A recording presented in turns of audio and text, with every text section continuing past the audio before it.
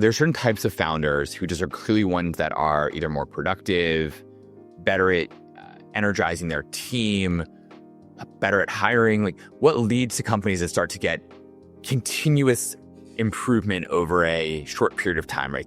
Every 2 weeks, they're just knocking it out of the park. And there are others who just are not, or they're struggling to get an update every 2 weeks. There must be some difference. Well, I think the difference is they're constantly pushing forward. It's that grit I talked about before. It's not difficult to build some form of traction. You can get, a letter of intent. You can get a distribution agreement. You can bring on an advisor or hire, a key team member. You can build a landing page and, capture data files. All those things can be done. It just comes to the desire and the willingness to do what's necessary to get it done. And what's necessary is working harder, longer, and more diligently than everybody else.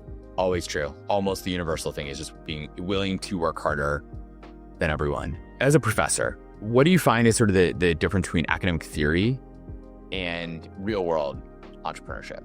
Well, it's interesting you say that, because when I was asked to teach this entrepreneur class, they gave me a curriculum and a textbook, and I gave it back to them. And I said, no, I'm going to teach them how to be entrepreneurs, not how to pass a test or write a paper. So what I did is I brought in entrepreneurs, venture capital firms. They dialogue with them directly. I gave them, each one of them had to build a business from scratch and pitch investors, build a pitch deck, build a marketing plan, create a funnel. Yeah, actually do it.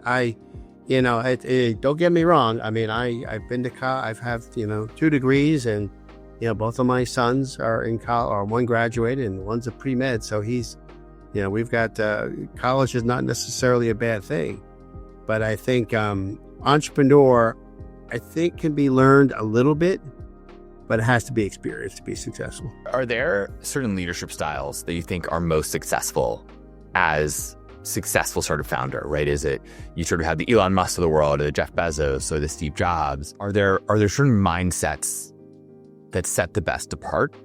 And then how do they lead their companies in the right way to achieve outsized excellence?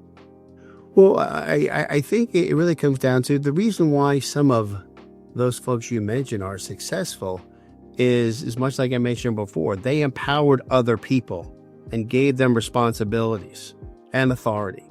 I think that's the key, and honestly, many of these entrepreneurs, Jeff Bezos is a great example. He stayed very focused in the beginning.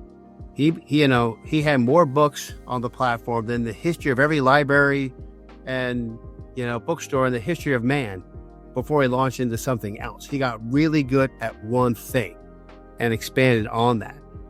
Elon's, much the same way. So I think the reality is that, the leadership style comes down to, like the word implies, be a leader, don't be a manager. Being a leader is empowering people, giving them authority, giving them responsibility, and holding them accountable for those 3 items.